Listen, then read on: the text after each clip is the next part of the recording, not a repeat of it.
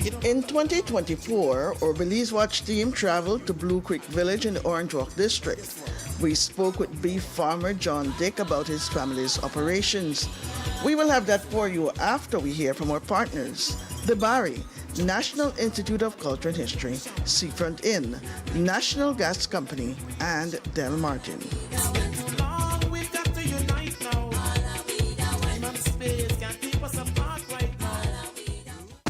Bari is your one-stop store of choice.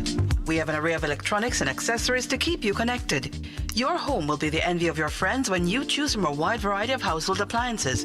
We can help you dress the entire family in style and comfort with our selection of clothing and footwear.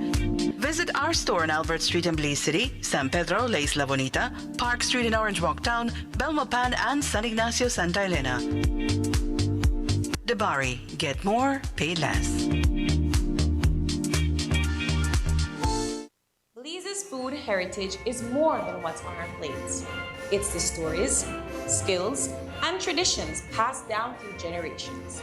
But today, those traditions are at risk.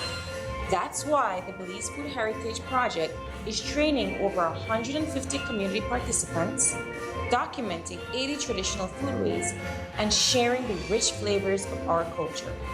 Join us in celebrating Belize's living heritage, one recipe, one story, one community at a time. Supported by Niche and the UNESCO ICH Fund. Seafront Inn welcomes you to Punta Gorda, overlooking the beautiful Caribbean Sea. Seafront Inn offers visitors a relaxing blend of comfort and local charm. Our rooms are spacious and fully air-conditioned, with several amenities including refrigerator, microwave, TV, and more. Clive's restaurant is located on the 3rd floor and offers a wide variety of delicious food. We can also host your special events. So when you need to get away for business or pleasure, enjoy the atmosphere at Seafront Inn, offering the best of Southern hospitality.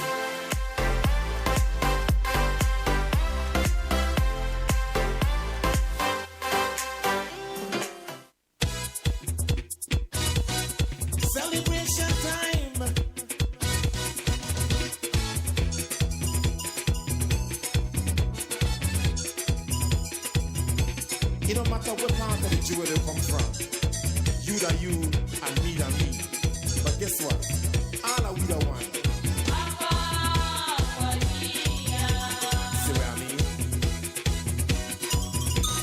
Jump and shout all over the nation. Breaking out with a new creation. It's been too long, we've got to unite now. Time and space can't keep us apart right now. We're at Oak Tree Ranch.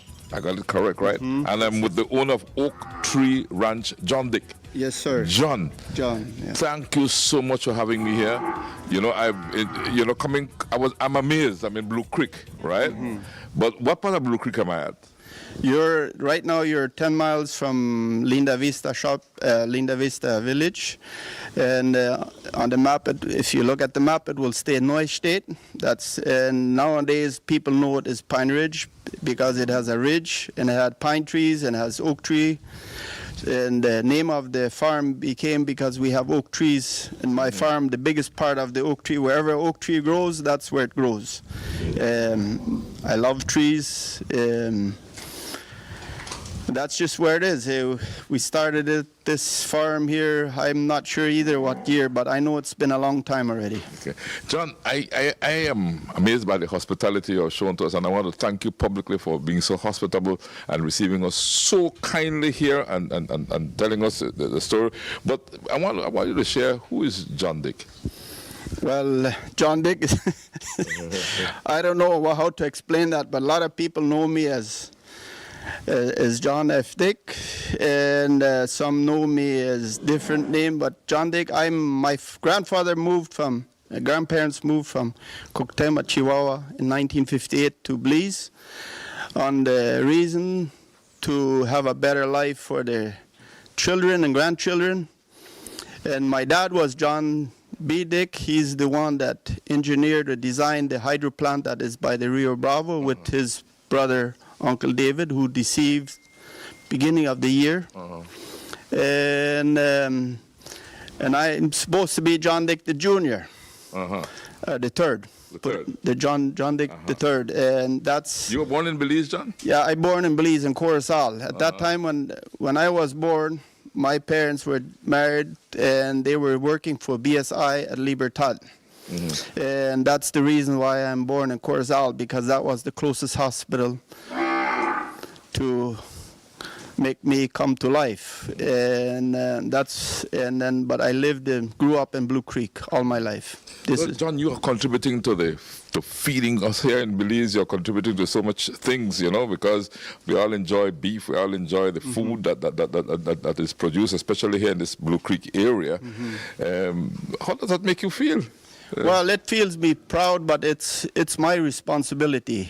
And it's every Belizean's responsibility to do their best to make this a country what we want to live and have pride in. As I grew up, I wanted to be a cattleman, a farmer, and that's where I took it. I took it to the next level, as much as I could, but I got a lot of education from outside the country, visiting shows, livestock shows in different areas. In school, I didn't make school. I didn't graduate. I'm a dropout, but it doesn't mean that I couldn't facilitate the country with providing food for the table, which we are proud of.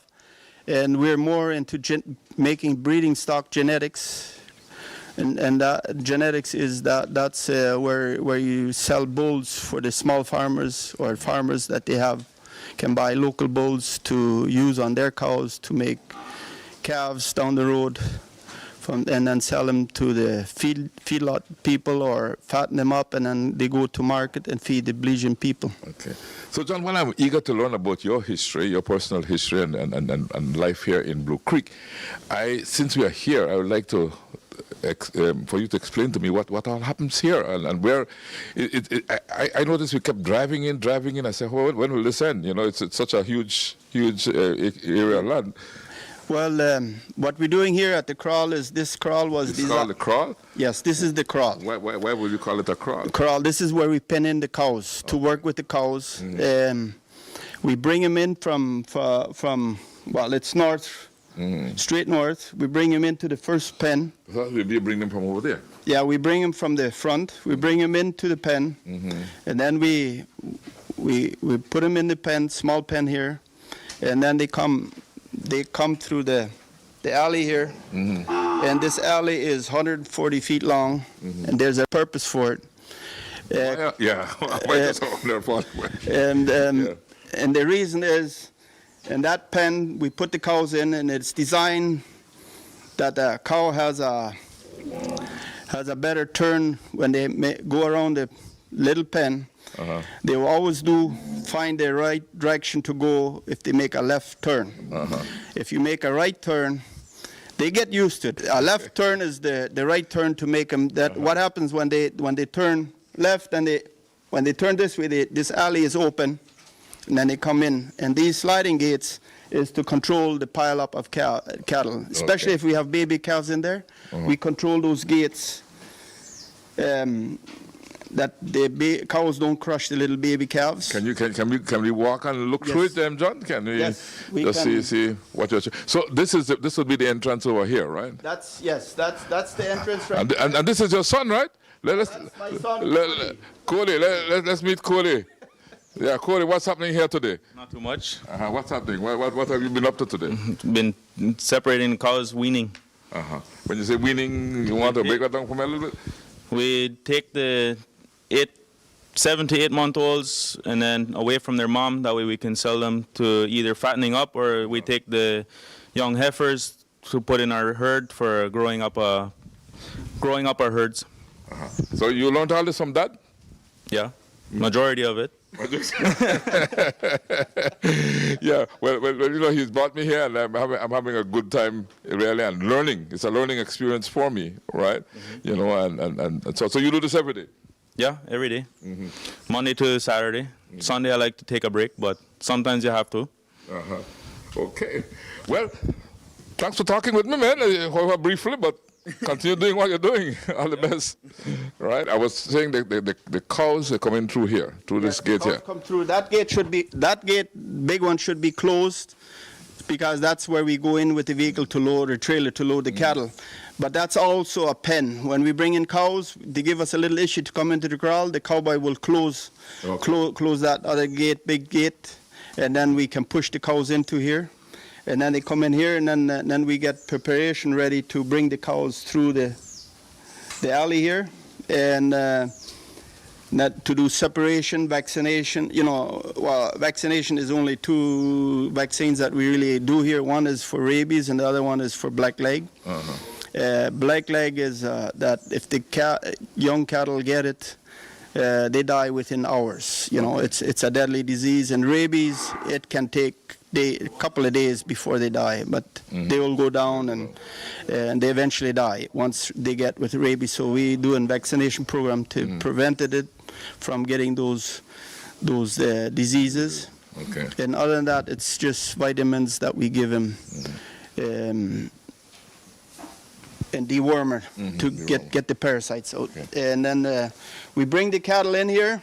All right. And then can we go up? Yes, sir. Let's just go up there. Let's just take the little walk up.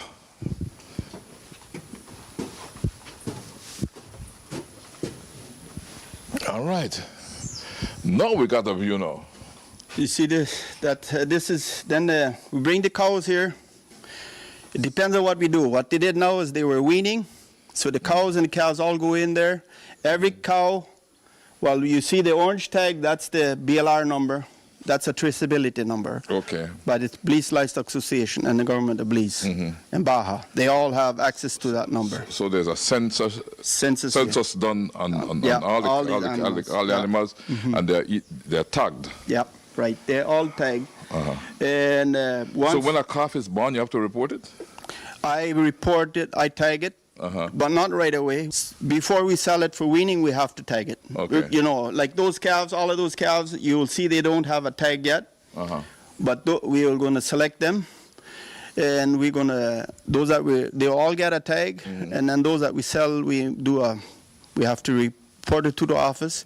They give us a movement permit, and then the cattle can go out of the community. And then when you came in, you probably saw like a little house and a gate there. A gate house with a gate. That's where the vehicle has to stop. There's a person in charge that has to check. So you don't move cattle out from here unless it's checked by that gate? And if they come in, the same thing. They have to be checked just to verify that the paperwork is correct. And it should be done more countrywide. I don't know if it's feasible or not, but it should be done because that's what traceability is. Have checkpoints down the road to make sure it prevents from cattle theft. There are a lot of things that trace your cattle. And if there's a disease, let's say somebody buys cattle from my farm, and Baja finds out in Running Double or Tiger Run Farm, for example, there's an outbreak of something, and it's from one of my animals, and it's a disease that is a concern. Then they know it came from my farm, and then they have to come and do an audit or a checkup on my animals to see if it really came from my farm. That's what it's all about, traceability. And at the same time, when it gets to the slaughterhouse or the packing plant, I'm not sure how they do it there, but that's... Again, they can trace it to you, the quality of the meat. The quality of meat, or if there's something in that meat that shouldn't be in there. Okay. They can trace that. Trace it to you. So it keeps you on your toes, right? Well, it should. We as farmers, we should be willing to cooperate with that. That's very important, because I want to eat healthy food when I go to Bangau Pan or somewhere and buy a steak. I want to make sure that steak is good. Well, it's good, and it doesn't have juicy and nice. Any hormones. Hormones is not an issue to use, in my opinion, as far as but it has its lifetime in an animal. So that hormone has to be respected. But as far as I know, the hormone is it's hardly used in this country, if I'm right. I couldn't say who is using it. I'm not using it because it doesn't work on breeding stock. If I use a hormone on my breeding stock, on the females or the males, their productivity is done. Yeah. John, how many heads of cattle do you have, more or less? It's around 750 animals that we have in total. We have around 400 mother cows, and then we have heifers replacement. The heifer is a replacement for down the future, because when a cow gets old after a certain age, then we sell the cow and then we replace it with a young heifer to be more productive. Okay. I'm noticing some cows in the pen here. And could we go a little closer and have a look? All right. So what do we have here? These are the cows that we have in here in the pen. They will be here all day now, but we give them hay. They have water, hay, and minerals, and they don't need to that they get used to the kraal. That's a very key thing in the kraal, to have grass and hay. That way the cows are relaxed at home. They start to accept it, that that's their home. And these are cows that we have, the mothers of the calves on the other pen that we're going to wean. Some are going to go to market, to somebody that is going to fatten them and then send them to the slaughterhouse, and some of them are going to stay as replacement, and some of the young bulls are going to be selected to be breeding bulls. So these are being prepared now for what you're These are just here. If we put them out in the pasture, they will break fence and come look for the baby. Okay. So we're breaking the tie with the cow and the calf. Okay, so the calf would be in the other pen. Other side. The calf is in the other pen. The mamas so the moms are here. The moms are here. And so it's they touch the moms from the calf, so they don't break fence. They don't break fence to get to their calves. Yeah. Usually, a lot of times when they break fence, they will either cut their udders or their nipples, and then the cow is damaged or get a cut on the leg or something, and then the infection gets in there, and then so we do it this way, and then we don't have no worries about the cows getting out. John, it's a lot of work in raising cattle. I mean, you have to think of all of that, right? And work on all of that stuff you just described to me.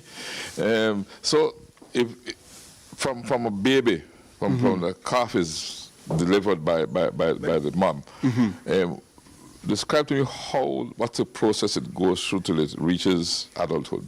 Well, what we do is when it's born, then the cowboy has to, with my son Cody, they go in there with a tractor or pickup. They'll catch the little baby. They'll give it a tag, a number, and the tag number, one number is for the calf. And the underneath we have a little number in small writings. That's the cow's, the mom's number. If anything we don't see perfectly from the calf, we can track down and look at what's wrong with the cow. She could be sick or something, but that's where it's, and then we weigh the calf when it's born, and then we try to do it every 3 months. We put the cattle through this kraal here, chute. At the end of this chute we have a scale. Okay, and that's here. That's right here, yeah. This is called a chute. Okay. The alley, some call it the alley. Anyways, that at the end we have the scale, and then every animal's weighed, the baby calves, and they are recorded, which is a program which is called Cattle Max. And then that way, when we want to sell cows, we need to sell cows. We can, or we want to look at how the cow's production is going.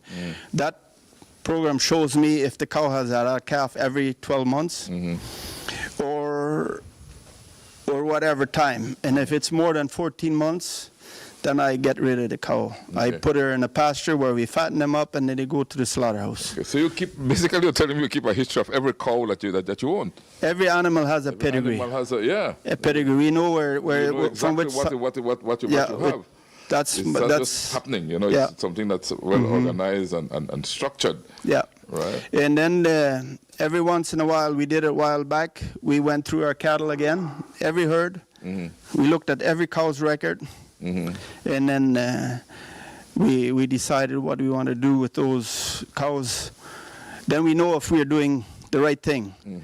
In my opinion, a calf that is born and we wean at 7-8 months, we're trying to get the females 450 pounds up when we wean them at 7 to 8 months, and the males they should be 500 plus pounds.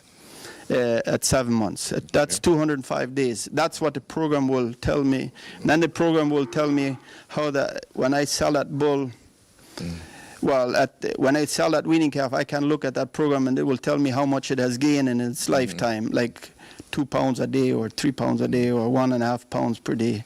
It gives me all that data, and our breeding bulls is all based on that data. What would be the weight that you would sell a cow for butchering? What weight would be the cows, whatever weight they have, I try to keep my cows' weight at the minimum, which is from 900 to 1,200 pounds. Okay. They're bigger cows. The bigger the cow is, the more feed I use. 1,000-pound cow is the best. She will give me just as a good calf as a 1,200 or 1,500-pound calf. So you base it on, when we weigh the cows, sometimes to verify if the cow is performing as she should. If she gives me 50%, the calf is close to 50% of the cow's weight, then the cow is giving me a good calf. Okay. If it doesn't, then something is wrong. It could be the bull that we used on her that time, or it could be the feed. This last 2 years, we had to adjust our calculation on our cattle, on the calves, especially the weanings, because of the drought that we have had 2 years. Okay. We ran out of grass, and then we did feeding hay, but the cows were suffering, so we adjust those weights a little bit. But that's what it is. It's the cow has to is the money making. Yeah. But to raise, it's a labor of love. You have to really love and understand what you're doing. It is a labor of, and it is labor of love. That's the right word. And I enjoy it. For me, it's not just a hobby or a job. This is just life for me. Yeah. I enjoy it. I have data there that I could prove which breed is doing better. When we vaccinate, like we have to give antibiotics to any animal, that's all recorded. It's all dated down on fact that we know how much antibiotics we use, and we use as little as we need to. And then, but this is Mombasa grass, if I'm right. Mombasa grass. And the cows like it. You see they're standing there eating. They're all relaxed.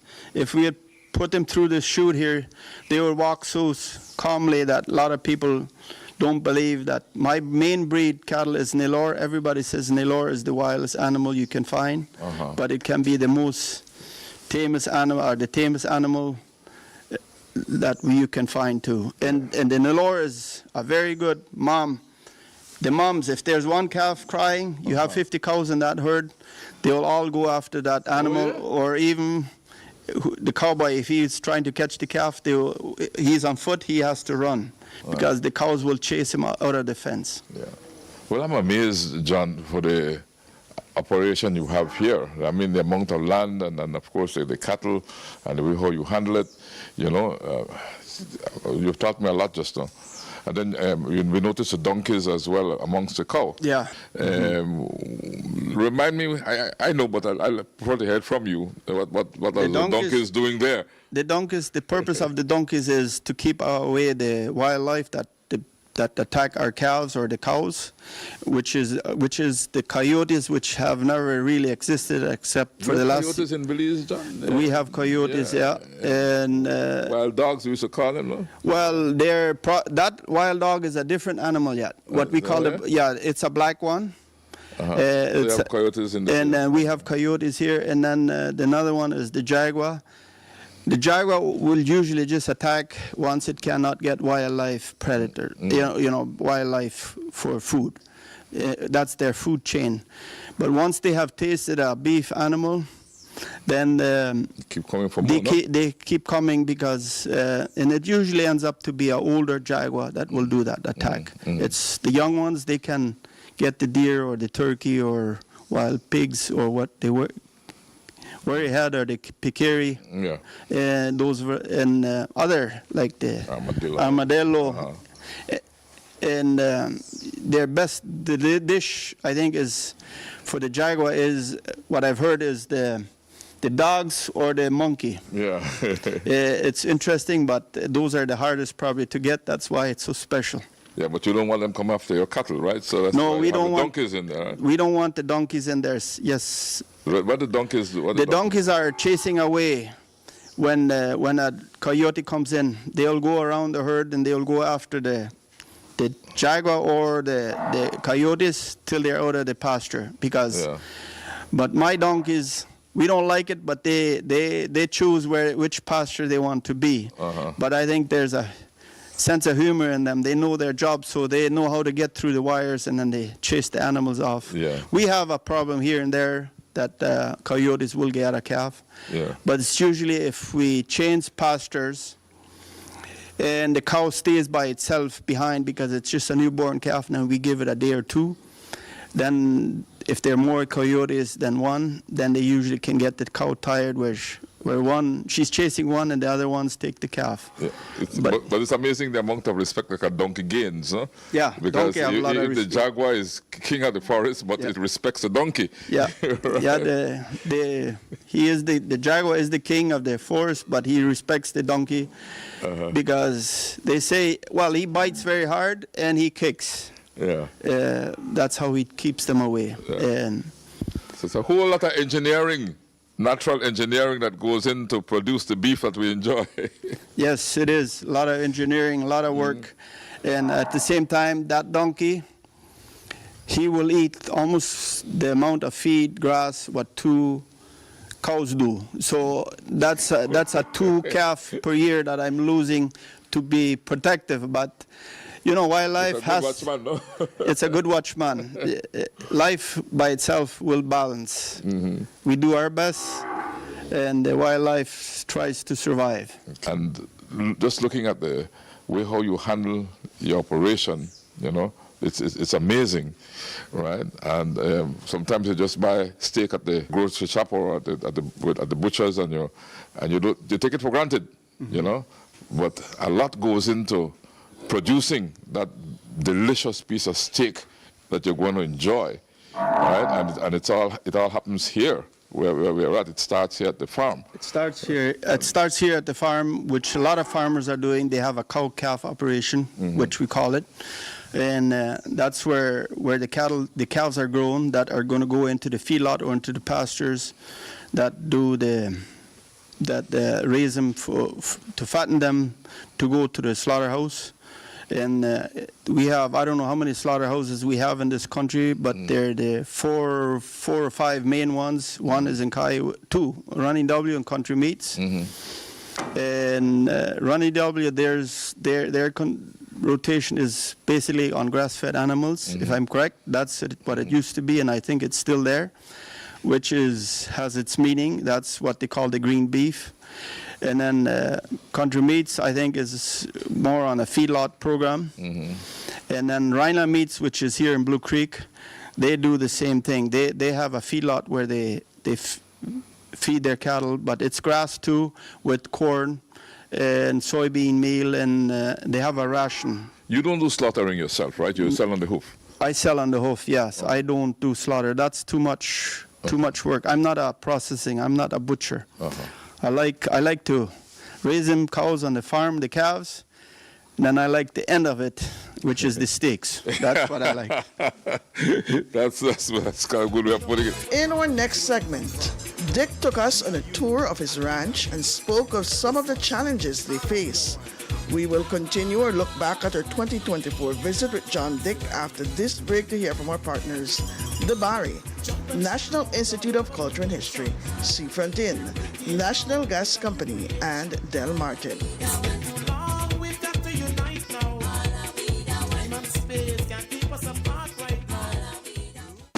Bari is your one-stop store of choice.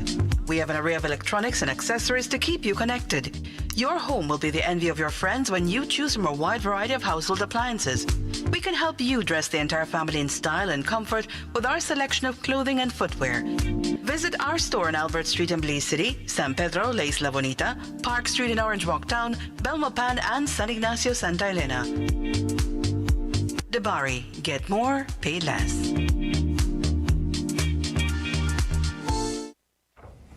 Welcome to the digital era, the Institute of Archaeology's online ticketing system. Purchasing your park tickets just got easier. Here's how you can use our quick and easy online platform for your next adventure. Go to nichebelize.org and select Purchase Park Tickets. Scroll through our 13 available archaeological reserves and select your ticket type, age, and date of your next adventure. Make sure to read up on the amenities available on site.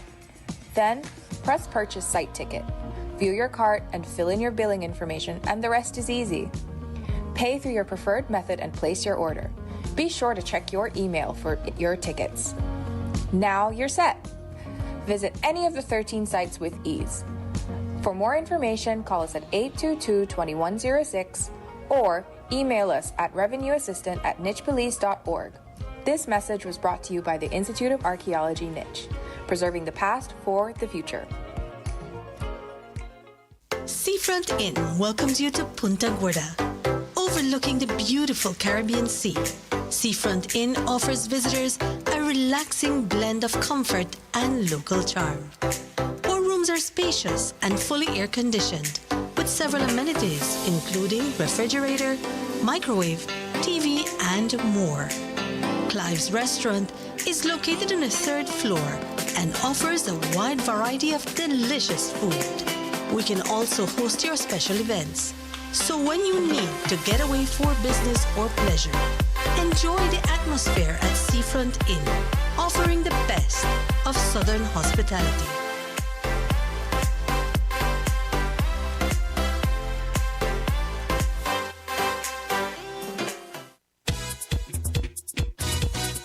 Celebration time.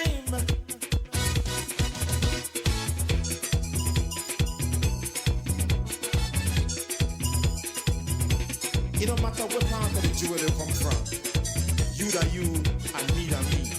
But guess what? All are we the one. See what I mean? Jump and shout all over the nation. Breaking out with a new creation. It's been too long, we've got to unite now. Time and space can't keep us apart right now. These sliding gates is there to control the cows, that they don't trample the little babies. Okay. And the longer the babies will be passing through here, right? yes, they are passing through here. Yeah. Okay.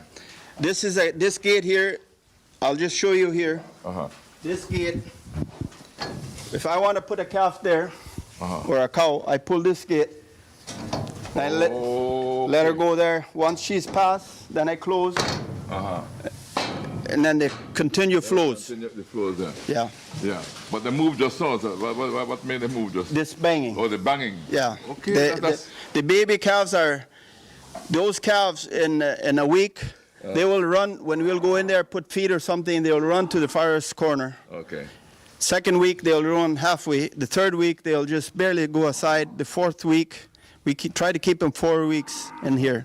The fourth week, they're starting to push around because they have become acquainted to us. We're their friend now. They realize that they have to depend on us.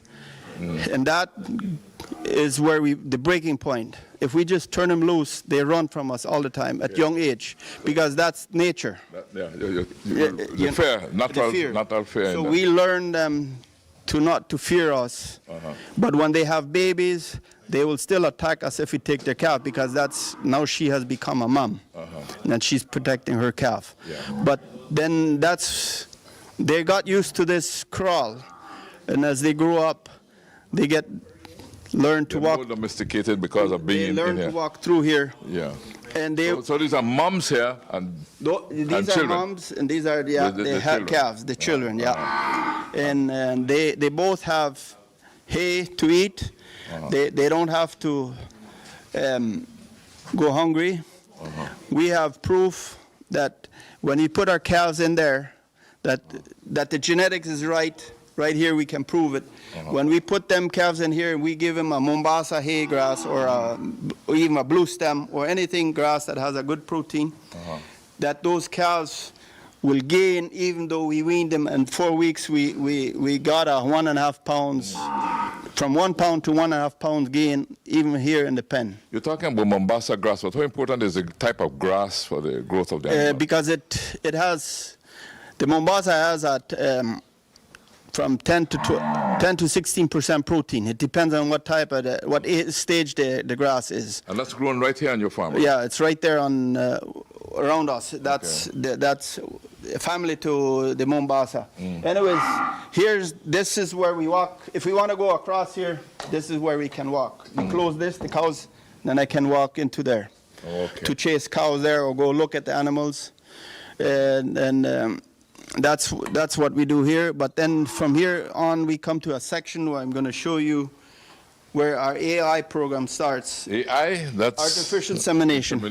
As a technical person, I would say artificial intelligence, but artificial insemination we're talking about. Well, AI, that's short. Then we put a cow in here. Then we the cow would go in here? Yes, she will be in here. This gate here is to protect that she cannot go in, okay? Then this gate is open. Okay. And we'll need to go a little farther. These gates are all open. A lot of people think I have too many sliding gates. Yeah. But they have a purpose. It's cheaper to have more sliding gates than to lose a calf. Once a calf dies in there, that's $1,000. I only need to lose 2 calves, and I paid for all these gates. The gates, yeah. Anyway. And I could see there was some resistance on this gate, right? Yeah, I'll give you an explanation. Anyways, this gate, if the cow doesn't want to come in, this gate is just open that she'll come, Cody. And then when the cow comes in, then we close this gate. If it's a big cow, then we will control it with these 2 gates. Okay. That she'll come back in here, that her ramp will be, so the technician guy can get in there to do pregnant check in here. Okay. You know, see if the cow is pregnant, or to do the AR, artificial insemination. And if it's a heifer, then we have to use this one, because we want her so close to the back, so she doesn't because if she can go up and then she kicks, she will kick the technician. Okay. And they've gotten... So the technician will work from out here, right? From here. The cow is in there. Then the technician gets in here. That's why this is open, so he can lift the tail. We lift the tail, and then we do the pregnant check. Or if it's AI, then that's a course when we do AI, artificial insemination. If you want to come and take a video or take a tour on that, would be more than open. See that. Yeah. This is where we did embryo transplant program. About 3 years ago, we brought in some genetics from Argentina, embryos. Well, I didn't. My friends did it, and then we had 150 cows here that we had preg checked, made sure they were empty, and then we synchronized them. That they would come and cycle all at the same time. That's what you call popularly crossbreeding or something like that. Yeah, and then we used a white cow to bring out a black calf, because it's an embryo that we are putting in the calf. Any breed we want. We can put any breed in our cows. And with one breed, with the Brangus, the black Brangus, we had a pretty good results. But then the Tycharps and Sons, they went for the Breford, which is a good breed too, a good cross. It's a 3/8, 5/8, 3/8 Brahma and 5/8 Angus, Hereford, sorry. That's called a Breford. Yeah. And they had a very bad results. We are not sure what to blame. We've been trying to figure out. But they're working on it. They're going to do another program with embryo transplant on the embryos. So, I think the next coming year, something like that. Then they're going to do it. I don't know where they're going to rent the cows, but I got involved because I had the cows, and I rented the cows, and we rented in the crowd. John, with so much information and so much to learn about raising cattle, do you have any interest shown by schools to do tours of your facilities and so on, so our children can learn more about raising cattle? No, because I've done it secretly. I'm not a bragger, but I'm willing to share. You're willing to share. So if But, a school, if any of our schools, maybe in the city or anywhere, would want to come and learn what's happening here in Blue Creek, because I think this is something that all of us should be looking at, you know. Would you? Yes, I wouldn't say why not. We would just have to plan it in there. Yeah, of course. And that guy, he's smiling right now. He'd be the tour guide, right? Because he will have to do it. Cody. I don't have no secrets in the cattle industry. My information, what I know, if I can share that knowledge, that little bit, for the country of Belize, I'm willing to share it. There's nothing to hide. Yeah. Because I know I won't live here forever, so I need to share it to other people. Yes. The knowledge I know. I'm not a professor, but I learned a lot of things, and there are a lot of things that we could share each other. That's for sure. We need to come forward, and the schools or the universities need to come forward to do some research for the farmers at the same time, which I've been pushing for, but it looks like there's no interest in it. It boils down, if you need that, you can do it on your own, and I have done that.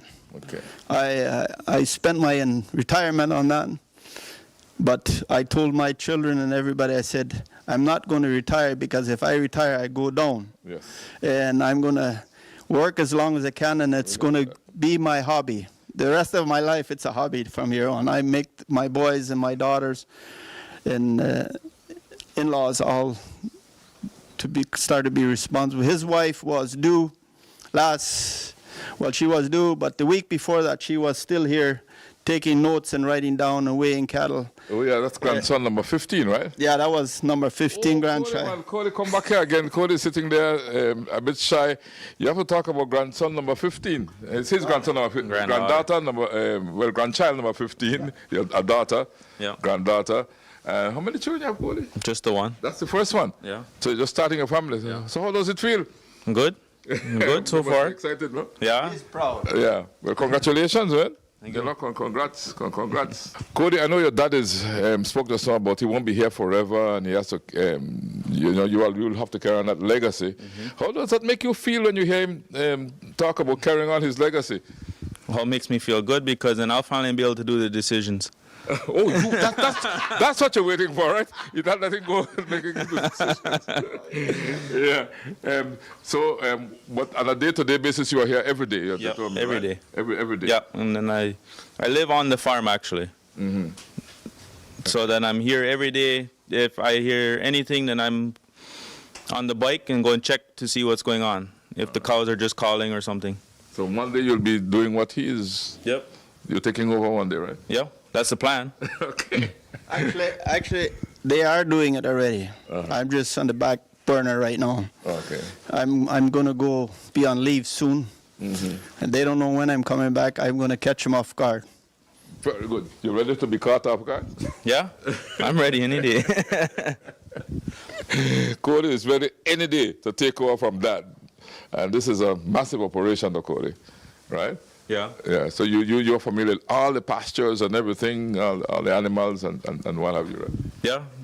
Yeah, I have my one cowboy that helps me, but I'm the one in charge of making sure that the cows, they get changed to a new pasture, and the calves, that we can keep track of where everything is. Mm-hmm. Okay. Well, congratulations, and good that you're working again, and that you're working with Dad, and again, congratulations. Thank you. Right. I notice this dog follows all over, you know? Tell me a story about this dog. It's a beautiful dog, really. Well, and friendly too. And this dog they brought it in when they lived in Canada. Michael and Brianna, Cody and Brianna, they lived in Canada. Mm-hmm. When they came to Belize, they brought this dog and a female for the purpose, because it's a dog herd for chasing cattle. And it's a very nice, well-trained dog. They listen. And they're very respectful, and when they see us walking around, he's waiting for us to chase cows so that he can chase the cows through the alley. So he helps you in your work? And he helps us in the work, yeah. If we tell him to go chase it, he will. He will? He will go get the... So you give him a command, and he goes and he gets a cow? Yeah, and if we don't command and he sees no cows here in the front, seriously, in the front, and he sees them in the back, then he goes back there, and then we always have to call him off, because he wants to get the job done. Yeah, the dog is very nice, calm. Okay. like he listens to Cody more than to me. That's the commander. Okay. If he tells him to stay there, he can walk away and the dog will stay right there. Okay. And you'll see it right now. He will command it to stay, then we'll walk away and he will stay right because there. I noticed when we got out of the vehicle that the dog came towards us, but it was very friendly. I was surprised that he was so a nice dog. You know? They're friendly. I don't know if it would be a totally stranger, but you know, if the we sense that you are yeah, around, the sense that we're around, then he's calm. But that's actually he gets rides on that truck that we came in. Oh, that's why he came up. So he's ready to go for a ride. Yeah. All right. And the name of the dog? Reggie. Reggie. Okay. Hi, Reggie. Reggie. Hi, Reggie. Hi, Reggie. Go right ahead. Hi, Reggie. And Cody, he asked if he had permission to put a pen at the end, kind of in the middle of the pasture, and then make electric fence, one-wire fence. And we did that to pasture management. And we have 16 cows in there on 20 acres with 4 calves. So I'm to acre and a quarter, or little acre and a quarter per cow, which it usually per year it would cost me 2 acres to 3 acres a year. But this method, the way we have it here, it really proves that we can do intensive grazing too, and the cows are gaining pounds. And this is a pasture where we put our cows that we want to sell to fatten, because they have the proper grass that they need. And we have 5 pastures. When they're done with the 5th pasture, the first one is ready to be grazed again. Okay. We don't have to relocate them to a different pasture. Very good. So this really does its job. Yes. So this is where you fatten the cows for sale. Yes, this is where we fatten the cows for sale. And this method works very well, because nowadays. What cow is that? What? It's an that red one. It's a Nelore cross with Red Angus, and that's what I get. Looks different from the others. Yes, because she is an AI. She is one of my first AI cows that we did in 2012. Okay. She gets very, very good calves, but it's time for her to go, because I have new replacement heifers to take her place, and she's giving good calves. But once a cow gets older, her production, not her production of calves, but the growth of the calf is slowing down. Okay. Either she's fighting more for herself and producing milk at the same time, and then the calf grows and has less pounds at 7 months. But does it affect the quality of the meat? No, it doesn't affect the quality of meat. No, but as a business, we have to look to be sustainable. We have to look at performance. At the quality of meat. The quality of meat doesn't change if the cow gets old or her calves don't grow anymore. But I have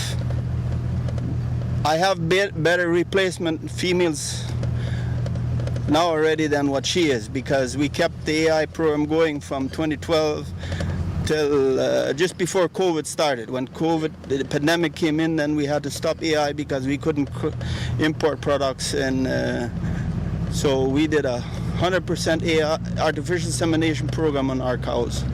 And those reds and blacks are offspring from the AI. And even some of the white cows are offspring from AI, because I make my own breeding bulls. I select my genetics, and then we AI to get artificial insemination to get the bull I need. Sometimes it works, sometimes I have to sell the calf for meat because it doesn't perform. What happens to this little spot over here? This little spot right here, that's where we have water, where the cows come drink water, and we feed them a little rice bran or something, to 2 to 3 pounds a day, just for them to be calm. And when we want to transfer them to the next pasture, they will come in here, and then they'll walk into the next fence. So when they're done with the fenced pasture that where they are in, then they're coming into the first front of us here on the front of the truck on the left side. So that's, this rotation works very well. We have on the post there's a solar fencer that is sending a shock down the one line that we have down the field there. Okay, I see that. Just one line. And what's the reason for that? cost efficient. Okay. Because barbed wire and fence poles is starting to So the cow knows that ray that you're sending there, the cow senses it. Or they touch it only once or twice, and then they know. Then they know already. They should not cross that yeah, line. they shouldn't have crossed that line. Yeah. Okay, so they learn. Oh yeah, they know a very. There's no fence. There's a line, and they respect line. that. It doesn't matter which breed you have; they will respect that. Uh-huh. They will go over that fence if a coyote or jaguar or somebody is chasing them. Yeah. But they'll do it on this fence here that we have 4 or 5 wires, 6 wires. They'll go through that wire too when they're chased at night. So changing them from one area to another is just a matter of changing the direction of the laser. Yeah, the gate. Yeah, the fence stays there. We have different gates for every fence in there. We have a gate, and we open that gate where we want them to go in and eat. Yeah. We don't have any trees in the middle of the field. That's because they have been growing crops before we bought it. Somebody was planting corn and beans, so and no trees grows there, so that's why the cows are on the side there. They were all under those 2 trees that I left growing there for shade. So you can see how important it is for cattle to have shade. And we're trying to plant trees, but we cannot get the trees growing yet because it has been a corn field before, right? Yeah. So there's something that the plants cannot accept the roots from planting corn, and I think every cornfield has that same issue. But I'm sure you'll keep trying. Oh yeah, we will plant trees. Actually, you see right there in between the cows, there's a little natural tree that is starting to grow. Yeah. It will become a tree. It will become a tree there. Right there. You see it? That's how this tree became. It was just a little stick and going up, and we let it grow and becomes a tree. A lot of my shade trees that I have growing is a legume tree that will put nitrogen in the ground. And so it helps the grass to grow and be greener. And if you'll see right under here, under the trees in front of us on the right side, the grass is greener, and it's full of grass. That's a good sign that's a good tree. If no grass grows under the tree, either it's too thick of leaves that the sun cannot get in there, or it's taking all the nutrients out of the ground that the grass needs to grow. And there are several trees that we try to let grow constantly, because if they have these beans, so we must learn to appreciate the value of trees. Yes. And when you see a tree, love that tree. Well, a tree it's not just a bush or a weed. It has its purpose. A lot of weeds that we say that have no value actually have value, because they put nitrogen, or they have a high protein. It's like a legume, but it's a plant, but it's a wild legume, and the cows will eat the leaves to get the nutrition that they need, the protein that they need to get from. If the grass doesn't have it, then they'll eat the weeds that we have in the farm. In my farm, I don't spray Tordone or any chemicals that will kill weeds. It's bush hogging with a tractor, and if we get too many, then we bring in the tractor and the roam plow, and we replow it, and then we plant grass to get the weeds under control. Everything is natural, right? There's no additives to the soil or anything like that. No, we don't. We have fertilizer a little bit, but fertilizer is so expensive it doesn't justify. So we will just plow the land and work it good, and then usually it helps that it will do 3-4 years good.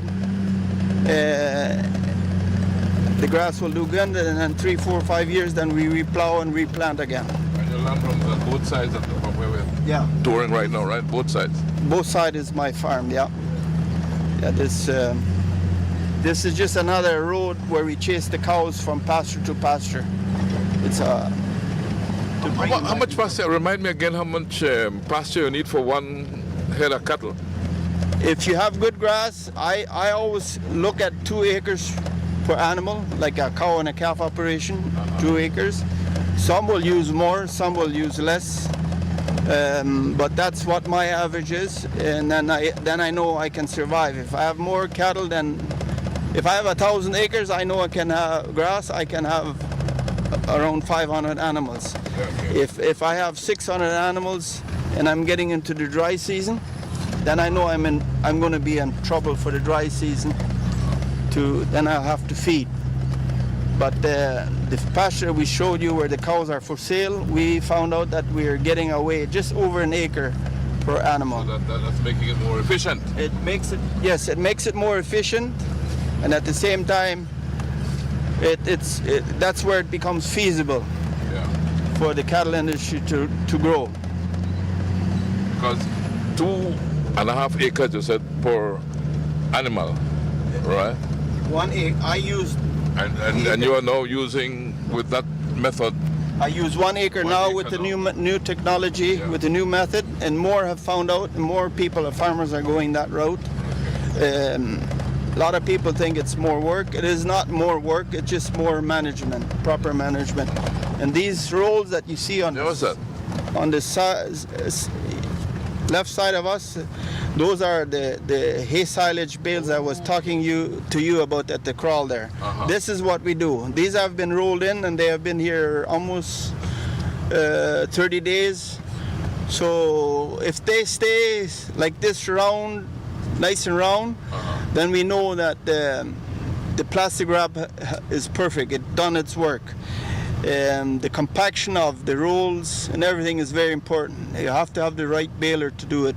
If the baler is not right, it will not compact it. And then when we plastic wrap it, when the grass ferments, then it will just become a flat pillow. So this hay that's under this plastic is the same hay that you harvested from the field, your own fields, right? Yes, that's from our own fields. This is just a backup for this dry season that's coming. Well, it's dry. And the grass is with it. This is what you will feed them with. Yeah, in the dry season. This is what we will feed them in the dry season. And this is what Rhineland Meats or Valley Ranch, which is Rhineland Meats, are feeding their cattle in the feedlot. Okay. It ferments. It gives a higher protein, up to 10-12% protein this way.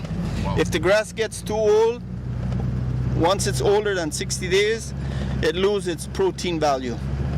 Then it's just leaves and more fiber. But you have to keep it sealed and airtight, right? If we want to do it in hay silage, we have to seal it from oxygen getting in there. Otherwise, it will just rot. We had 750 rolls of hay silage last year, from last season.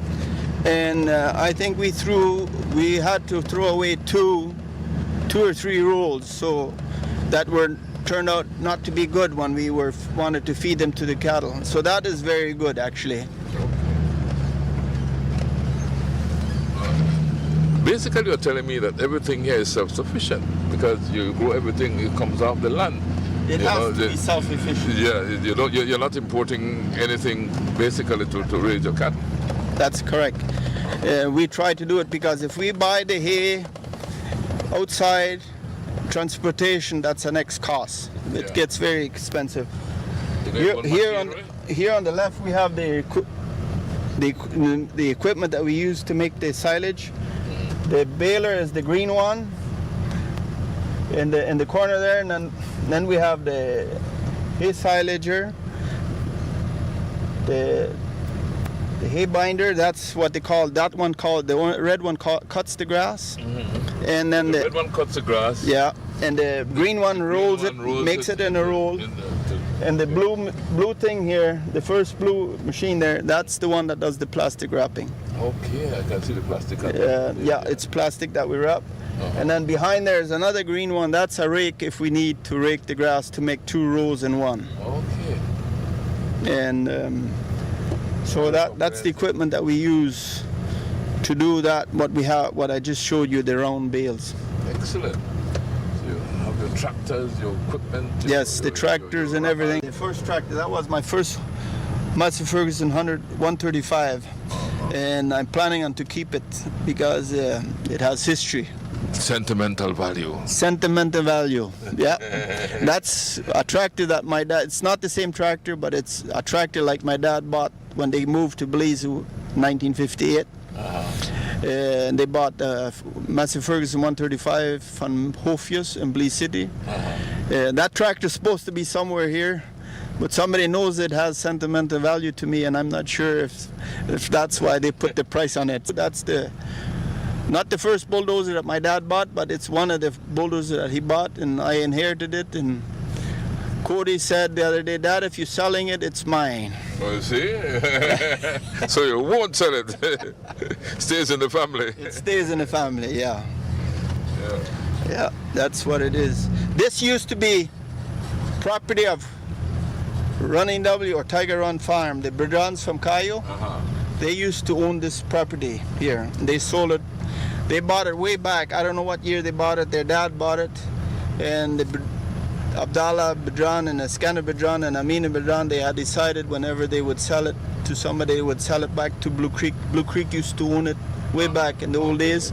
But when a lot of the people moved to Bolivia in the 80s, a lot of people just left the land and the community couldn't pay it, so they gave it back to the government as tax payments towards so they could keep the other property. Iskandar Bedran Sr., he bought it, and his sons, when they decided to sell it, they sold it back to the community, the 25,000 acres. So, yeah, that is very good from the Bedran family. Yeah. They knew what the value was of a community. And holding its resources. Holding the resources, yes. They probably could have gotten more money for it if they would have sold it to somebody else, but they chose to sell it to the community, which we appreciate very much.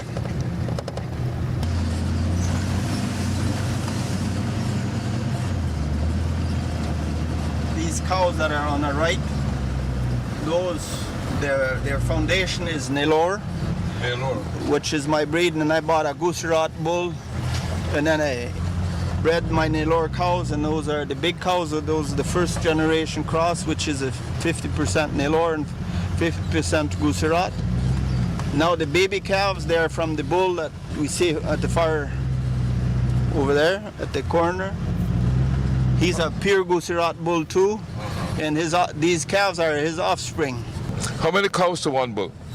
Usually the math is 25 cows for one bull, and that's if you're just going to have one herd. You know, you can if you want to have a breeding program within 2 months, then that's the theory they will use. But if you don't care what time of the year your calves are seasoned, you can born what time of the year, you can use more. You can go up to 50, but then your calf crop will be spread over 6 months. And for all these cows you're seeing here are from that one bull. You're saying that yes, they have one bull. So I will add new cows to the herd, and then that's why we have some cows have a calf and some cows don't have, because some are pregnant right now and some are just had a calf. Some calves are just 3-4 months old, so then the bull has its time in between to breed them when they come and eat. After touring the ranch, John and his wife Annie prepared a delicious meal for our team. In our final segment, he spoke to us about his family and how they settled in Blue Creek. We step aside to hear from our partners, the Bari, National Institute of Culture and History, Seafront Inn, National Gas Company, and Del Martin.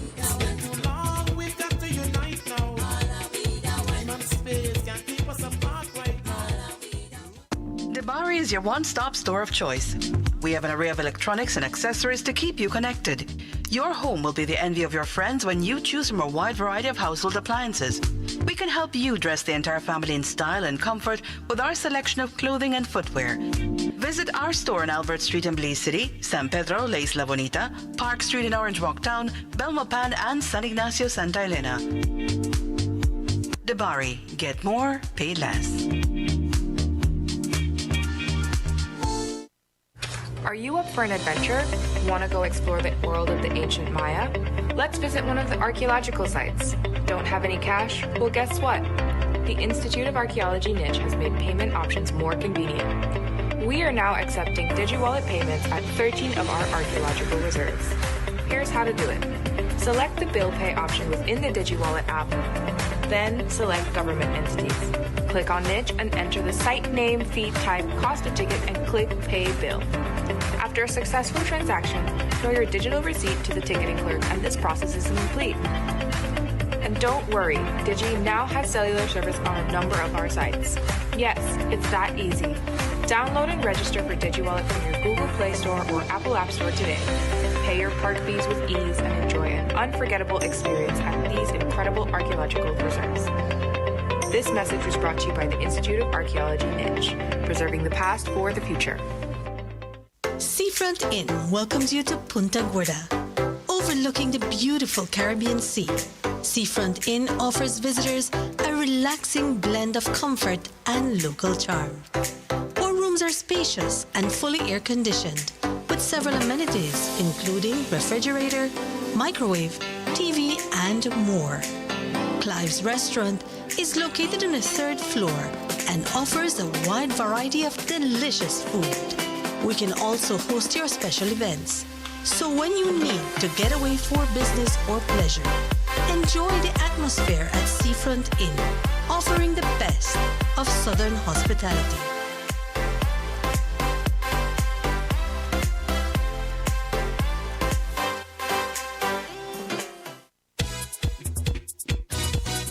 Celebration time.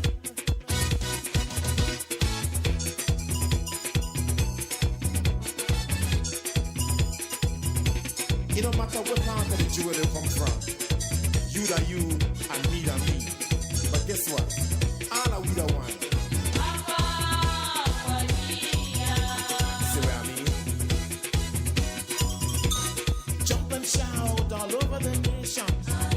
We're breaking out with a new creation. It's been too long, we've got to unite now. Time and space can't keep us apart right now.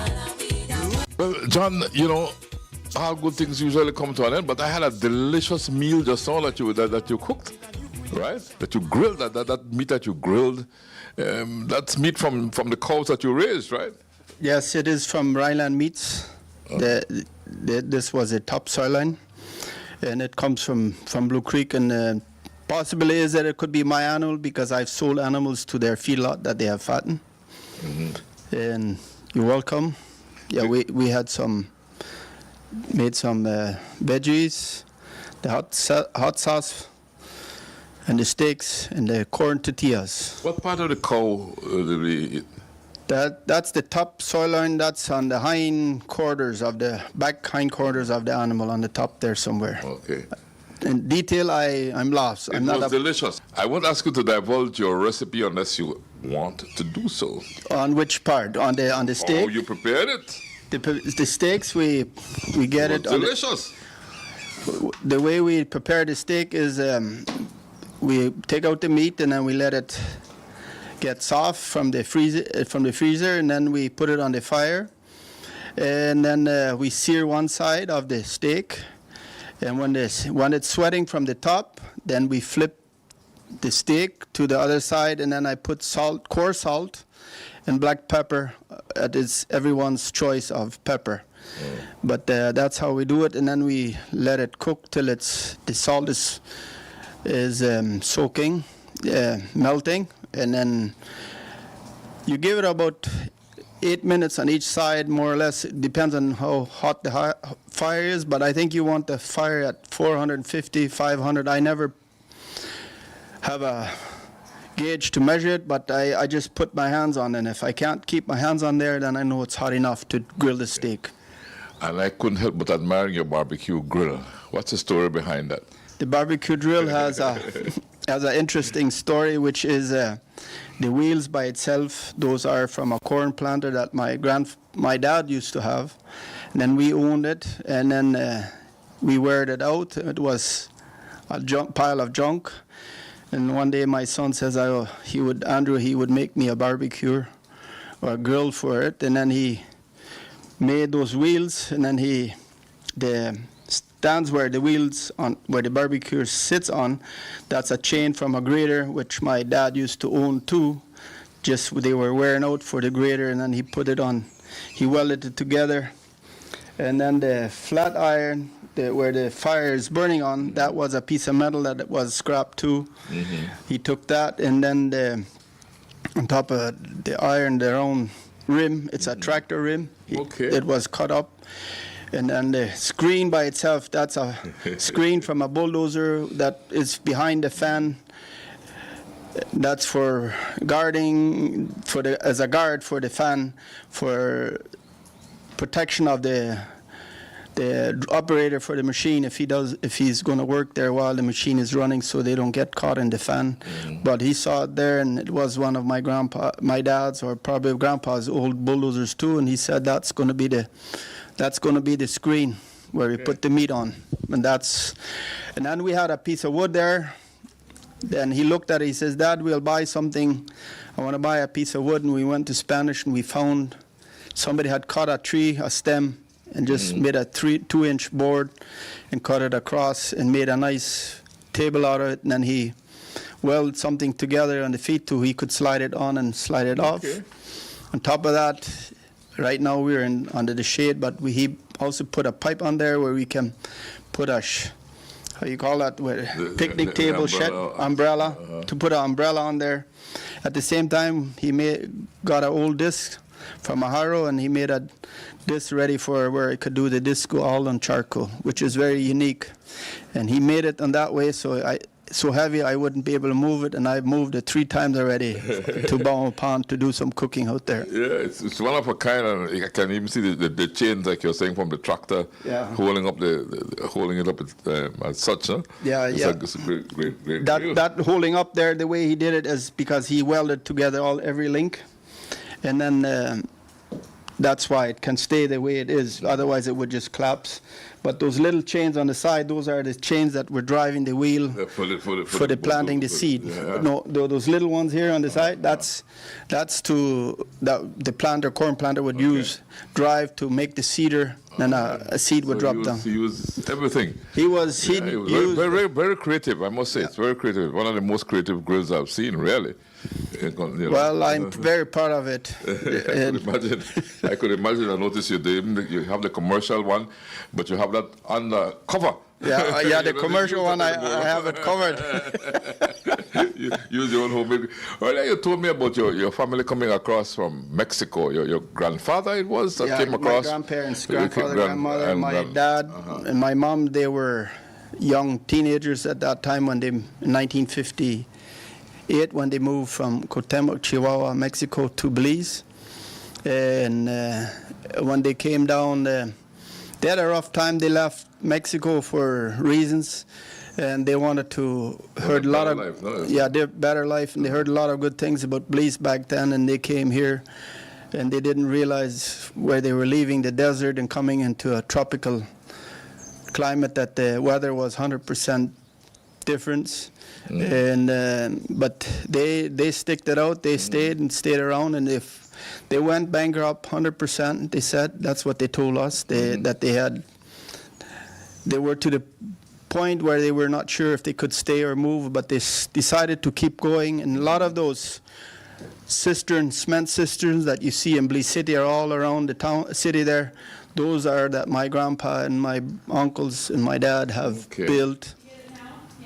So with that income, they finally could make it work again, that they could start farming here, and they finally learned how to adapt to the tropicals with all the rainforests, all the rains that we were getting, in the When summer. they came, did they come to Blue Creek? Yeah, to the Yes, Blue they Creek came area? to Blue Creek right there where the customs or the police station is. That's where they through landed. Mexico, Through Mexico. They drove all the way with train to Villahermosa, somewhere like there. And then from there they hired a truck that took them to Chetumal, or a bus, and then from there Mexican truck brought them all the way to the border, where Santa Elena border. And there they got onto a boat.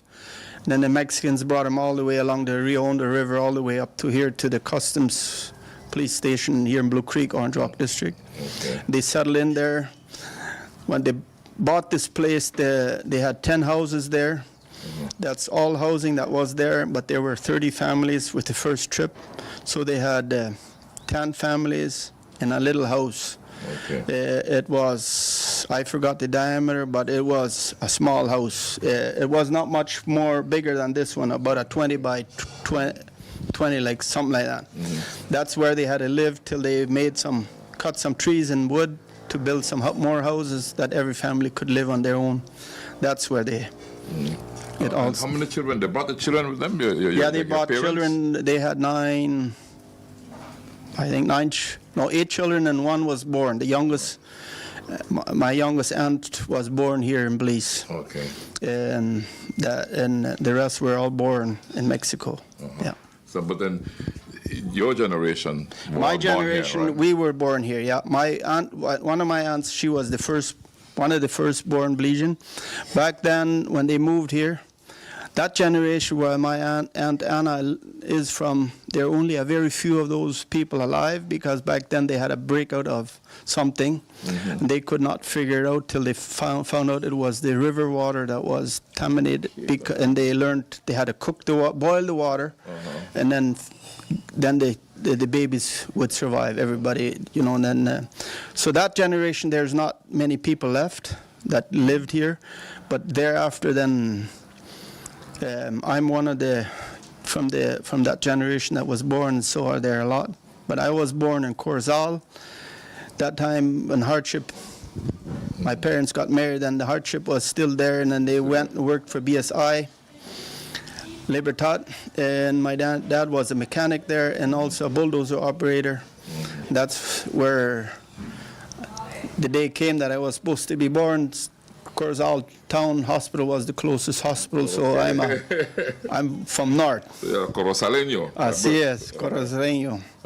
You speak Spanish very well, right? Poco. Because they brought Spanish. They speaking Spanish coming from Mexico, right? They came from Spanish, yes, but my Spanish came from, we had cowboys, even Belizeans back then in those days, they couldn't speak English, so we learned English in school, and they were seniors. They're, 50, 60 years old. They spoke Spanish to us, we spoke English to them, and at the end of the years, they could speak enough English to speak anybody English, and we learned it more or less Spanish, but my Spanish fluent has come more from Mexico and Guatemalans that I have met over the years. Okay. And your family, tell me about your family, the family you created now. Well, I got married to Annie Clausen, and then... How did you meet Annie? How I meet her, I don't know if you want to hear that story, but it started off with a chewing gum. Oh, yeah? Chicle, yeah. You know those the four where they have the 4 in the pack? Yeah, No, the Novo, I think one was Novo and the other one was Piquet, I think. But I usually would, at my youth age, everybody knew I would always have chewing gum on me. So everybody knew I had chewing gum, and I was at the store and had just bought some chewing gum. Annie and her sister Eva came there in the evening, Sunday, just during the week. And I wanted to give him a gum, and she wouldn't take it, so I put it in her back pocket. She was sitting on the pickup, put it in the back pocket. And you know how gal go, Then when I put the gum in there, I said I will hold it there, and then eventually she will give up. She put the hand in there, the finger, and the finger catch my finger, and she just grabbed for the finger. That's where it started. Okay. So a pack of chewing gum started the whole thing. Cheap. And that was how many years ago? That's 41 years ago. And how many children ago? We have 6 children, 2 sets of twins. And then 5 years later, we have a daughter, Iona, And then 7 years later, we had Cody. And then we have 15 grandchildren.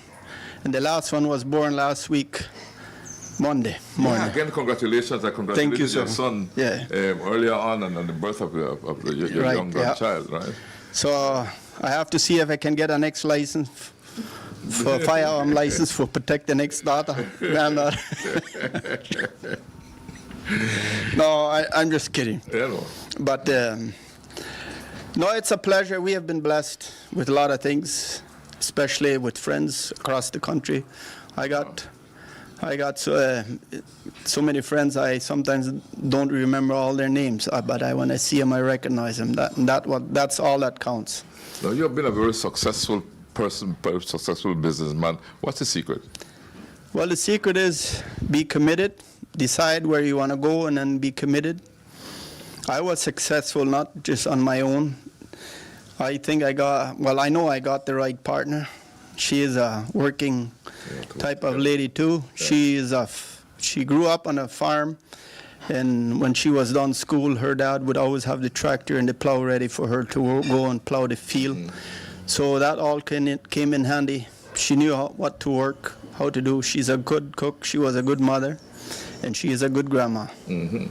Now, I'm impressed with the beauty of the area surrounding your home, because when I look out there and I see that beautiful horizon, we saw some beautiful cloud formations and what have you. You must be feeling good getting up every morning here, no? Oh, yes. We're very blessed. This is one of the best views, I would say, that we could get. Way back then, they would have never thought it, but it's one of the best views. And this view has actually a very interesting blend. When they moved here in 1958, and they started clearing the land and making progress, the Honorable George Price, who was back then the premier of this country, he was very behind the people from Mexico to settle in and to start farming, because he said they had needed farmers, and he was always in constant contact with the community. He would come on his own time and on his own unexpected time, and then he would come down here up on the hill, visit my dad, my uncles, and different people. And when they had cleared the hillside there, he looked down and he just looked at that down the hill, and he said, "This place is going to call Linda Vista." Okay. And a lot of people think Linda Vista means they think it's English. And then when I ask anybody, I've asked a lot of people, you know what Linda Vista means? What language it is? Well, it's English. I said, no, sir, it's Spanish. And then when I say, he said it in Spanish because he's Spanian background, and it means beautiful view. But it sounds a lot better, Linda Vista, than Linda Vista. Linda Vista, and that's why this hillside was called Linda Vista. And I could really stand here and look out and see what's in front of me and say, that's a Linda Vista. Es una vista muy linda, or it's not Linda Vista. Yeah. And that's kind of that. I never heard him say that, but that's what my parents told me. And he was, the Honorable George Price, he was right on top of everything. Even when he came the Prime Minister of Belize, he would drive his Land Rover. He would come and visit. We would recognize it was him, but as kids, for us it was just, that's the guy, that's the leader of this country. And then all of a sudden he would just stop while we were driving truck. I know that one time my cousin was driving a truck. He had big logs on it. He stopped the truck while they were driving. His driver had to drive slow, and then he showed us to stop. And he got out of the Land Rover. I was driving a motorcycle, and then I stopped too. And we talked, and he asked us, what we are doing, where the logs are going. The logs were going to shipyard. And he says, okay. And then he just, he was praising it and looking at the logs, the mahogany logs. And then he finally said, he just said, keep up the good work that you guys are doing. Yeah. Belize got its independence in 1981. Can you recall what it meant for you? Yes, it meant a lot because I was a student in school back then in 1981 when independence came, and then the school is just behind the hill from here. And we planted a tree that they came to school, and he had a tree along, a mahogany tree that we planted there for the Independence Day, recognized in 1981, and the tree is still there. Very good. So, I know George Price would encourage the planting of trees. Planting of trees. And then before I go, I couldn't help but noticing your stone collection here, and the wagon wheels, and and the antiques that you collect. Seemingly like collect things, and I, as a collector myself, couldn't help but look. Well, this stone, my wife one day bought me this rack because I like stones, and then she said, "Here's your rack. You can fill it up with stones." And I need another one this size, and I just picked different stones when I would work somewhere. Just see it, pick stones. Next time, a person that knew I would like a stone, a special stone, they would pick it up. He said, "Here's a stone for you." Some of those stones I didn't collect. Somebody gave them to me. Okay, because they knew where you like it. Right? Yeah, there's a lot of memories on those rocks, And those wheels, those were the wagon wheels in the old days. Yes. Even back in 1958. And these actually, this is one time it was only the minister of the church that would have a wagon, horse buggy with that. If that wagon come along, we knew that was the minister coming. So you better behave. You know what impresses me is this old rotary phone you have here. Yeah, that's one of the first phones we had here in Blue Creek. This one you use a wire. Yeah, house to house. House to house wire. I remember those. Yeah, I have a more older one yet in a box. The one that you wind up, right? Wind up, I have it inside. So those are. I protect it more because it's a wooden one. Yeah, it's a good collection, Those are wood. Well, John, it's been a great day here with you, and I don't be surprised if you don't see me show up here one of these days without a microphone and spend some time around with you, moving around with you, because you certainly opened my eyes to the raising of cattle and that sort of thing, the work that you do. Maybe before I leave you, you could just go over quickly some of the challenges you face in being a farmer out here in Blue Creek. Well, I think the challenge of being a farmer, not just in Blue Creek, is countrywide. There are a lot of challenges, sometimes unexpected, we don't know. But for me, what it was to get on my feet. I was trying to become a farmer to prove that farmers could become farmers without any input. But I realized that to become a farmer in this country, I have to have a sub-business that makes money, that I can buy the land and then develop the farm that way. By itself, in the farming, in the system, there's no way that a farmer can survive or be productive just on by. It takes, I think it takes at least 1 or 2 generations. You have to have a heart for being a farmer and dedicated. It's a labor of love. A labor of love. We work. A lot of people say that we have a lot of free time. I always say I have 8 days in a week. They want to know where I get the 8 days because I said I don't work from 8 to 5. Yeah. And that's called one day works. So if I take my hours, it gives me 8 or 9 days without overtime. There's no overtime for a farmer. Yeah. For the love of the work or for the industry, we work as it is needed. If we have to, when it's rainy, flooding, whatever, or even on Sundays, something goes wrong on the farm that cattle run out of water, we have to go and fix it. It's not Sunday. Hard work. It's hard work. It's not easy. It's not easy, but I enjoy it, and a lot of people enjoy it, and that's where the food comes that everybody gets in town. That's right. We could never imagine a world without farmers, because then we just wouldn't exist, because the farmers feed us. So we need to salute all farmers, John. Thank you, sir. And commend you guys for the work you're doing in supplying us with what we eat. Yeah. Right, basically. Rice, beans, corn, But there are a lot of farmers out there that want to be, I would say, want to not just be wannabes, but are striving to be one of the farmers down the road. You just have to work hard, right. and don't give up. Don't give up. Because the world is giving us the recognition already that there no farmers, no food. No farmers, no food. And I agree with that, you know. Farmers, we salute all farmers, and we dedicate this program to all farmers, John. Yes. You know, and really with the deepest appreciation for the wonderful and hard work that you do. Thank you. Right. Very much. So I want to thank you for entertaining me today, for having me here around you today, and for taking me to the farm and showing me how you handle the cattle, and also for that delicious meal and the time we spent here at your home. Thank you so much, John. You're welcome, really, Mr. Morini. really appreciate it. You're welcome. Right? And like we said, farming is a labor of love. But love is a choice we all make, right, John? Yes, sir. We all We all make that choice, right? We all make that choice. I noticed in your dining room there was this this clock with faith, hope, and love. And I think that's what it takes to be a successful farmer, Yes, right? And yes. to be successful in everything you have.